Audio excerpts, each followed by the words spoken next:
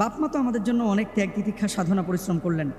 সেই বাপমা শিক্ষিত বানালেন। দিন শেষে বাপমা যদি ঘরের মধ্যে মরে পচে গলে যায়, সন্তান যদি খোঁজখবর না রাখে, একটা ঘটনা মিডিয়ার সামনে এসেছে, এরকম অহরহ ঘটনা মিডিয়ার আড়ালেই কিন্তু ঘটতেছে।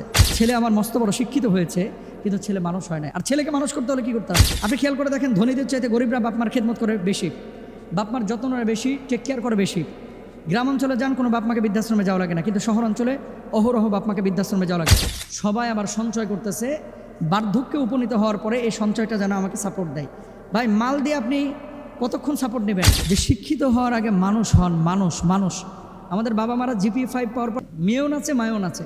এবং আগামী 30 বছরের মধ্যে বাংলাদেশে এই যে বাপ মা ঘরের মধ্যে পড়ে লাশ গলে পচে থাকবে, এটা অহরহ ঘটবে। তাহলে এক্ষেত্রে সন্তানের দায়টা কোন লেভেলের? আর দ্বিতীয়ত, আমি একটা বিষয়, এই প্রশ্ন যখনই পেয়েছি একটা সংযুক্ত করেছি, সেটা হচ্ছে আগামী 30 বছর লাগবে না, হয়তো বা 20-25 বছরের ভিতরে বাংলাদেশের চিত্রটা হয়ে যাবে অন্যরকম, বিশেষ করে পারিবারিক জীবনের ক্ষেত্রে।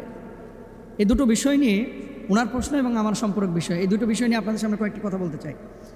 নাম্বার 1, ছেলে সচিব, মেয়ে কানাডায় থাকে, আর এক ছেলে অমুক বিশ্ববিদ্যালয়ের টিচার, আর এক ছেলে বিদেশে থাকে। তো যাদেরকে আপনারা আইকন বা যে প্রফেশনগুলোকে আপনারা চমকপ্রদ বা চুম্বকীয় প্রফেশন মনে করেন, যেটাতে আপনারা আকর্ষিত হন, এই জায়গাগুলোতে আপনাদের দৃষ্টিতে কিন্তু এই ছেলেগুলো এই মেয়েগুলো সফলকাম, তাই না? এই জায়গাটা যদি অবস্থা হয়ে থাকে, তাহলে যারা অশিক্ষিত, যারা কিতাব বইয়ের জ্ঞান যাদের নাই, এই সমস্ত মানুষগুলো কোথায় যাবে বলেন? শিক্ষিতরা যদি অবস্থা। এই জন্য আমি প্রায় আলোচনায় বলেছিলাম যে শিক্ষিত হওয়ার আগে মানুষ হন। মানুষ আমাদের বাবা মারা GPA-5 পাওয়ার পর মেয়েও নাচে মায়েও নাচে। GPA-5 অথবা বিশ্ববিদ্যালয় অথবা অনার্স শেষ করেছে, মাস্টার্স শেষ করেছে, এগুলোকে মানুষ মনে করে যে আমার ছেলেটা মানুষ হয়ে গেছে না। এবং আগামী 30 বছরের মধ্যে বাংলাদেশে এই যে বাপ মা ঘরের মধ্যে পড়ে লাশ গলে পচে থাকবে, এটা অহরহ ঘটবে। ইউরোপ আমেরিকায় বাপ মা যখন বৃদ্ধ হয়ে যায়, তখন কিন্তু কেয়ারাররা এদের খেদমত করে। যারা কেয়ারার, সরকারিভাবে কিছু খাদ্দামা অথবা সেবিকা সেবক নিয়োগ দেওয়া হয়, এবং এরা এই বুড়া বাপ মার খেদমত করে।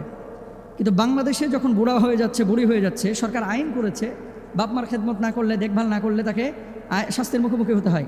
কিন্তু সেই আইনের সর্বোচ্চ শাস্তিটা প্রয়োগ হয় কিনা বাংলাদেশে? যদি প্রয়োগ করা হয়, সরকারের ঊর্ধ্বতন অনেক লোক আছে, তারাও কিন্তু ধরা খাবে। এবং বড় বড় বিশ্ববিদ্যালয়ের টিচাররাও কিন্তু ধরা খাবে।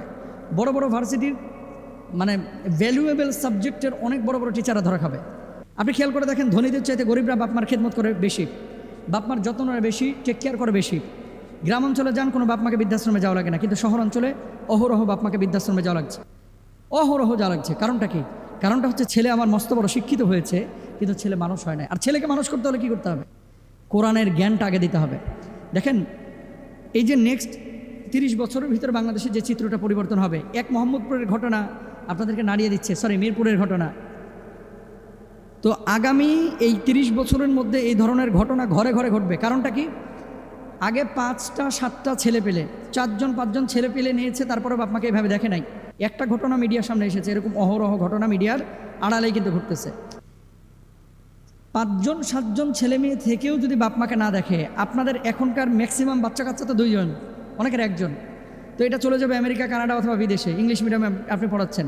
একটাবার চিন্তা করেছেন যে আপনার এই বার্ধক্যের উপনীত হওয়ার পরে আপনাকে দেখবে কে? গভর্নমেন্ট তো আপনার এই সিস্টেমই রাখে নাই, বিদেশের মতো, ইউরোপ আমেরিকার মতো কেয়ারের সিস্টেম তো নাই, সেবক সেবিকার সিস্টেম নাই। এই বুড়াগুলোকে দেখবে কি? এটা নিয়ে কিন্তু কেউ চিন্তা করতেছে না। কিন্তু সবাই আবার সঞ্চয় করতেছে, বার্ধক্যে উপনীত হওয়ার পরে এই সঞ্চয়টা যেন আমাকে সাপোর্ট দেয়। ভাই, মাল দিয়ে আপনি কতক্ষণ সাপোর্ট নেবেন? টাকা থাকলেই সাপোর্ট পাওয়া যায় না। আপনি ঢাকা শহরে অনেকের পয়সা আছে, দেখবেন কাজের বুয়া খুঁজে পাচ্ছে না। অনেকের পয়সা আছে, দেখবেন যে বাপ মা প্যারালাইজড হয়ে পড়ে রয়েছে, ছেলে বিশাল বড় জমিদার, শিক্ষিত মানুষ, 20,000 টাকা নিয়ে বসে রয়েছে যে আমি 2টা কাজের বুয়া রাখবো। যেমনি দেখে বাপ মা প্যারালাইজড, আর অমনি খেদমত করতে চায় না, চাকরিও করতে চায় না।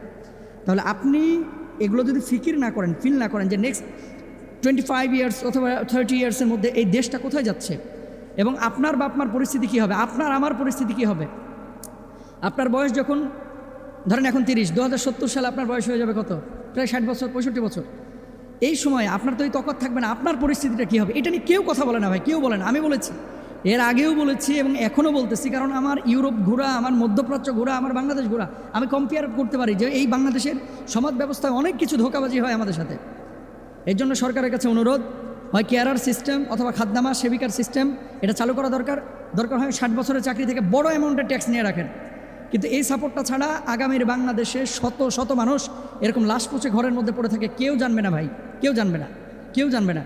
1-2টা ঘটনা প্রকাশ পায়, এরকম হাজার হাজার ঘটনা বাংলাদেশে ঘটতেছে যেগুলো মিডিয়া আসে না। সুতরাং বি কেয়ারফুল, ছেলে মেয়েকে দিন শিখান, ইসলাম শিখান, বাপ মার খেদমত করা ফরজ এটা বুঝান, এবং রাষ্ট্রীয়ভাবে আপনারা আওয়াজ তুলেন যে নেক্সট 50 বছর পরে, 60 বছর পরে, 60 বছর পরে আমাদের অবস্থাটা কোথায় হবে, এটা নিয়ে প্ল্যান প্রোগ্রাম করেন। আল্লাহ বুঝদান করুক, আল্লাহ রহম করুক।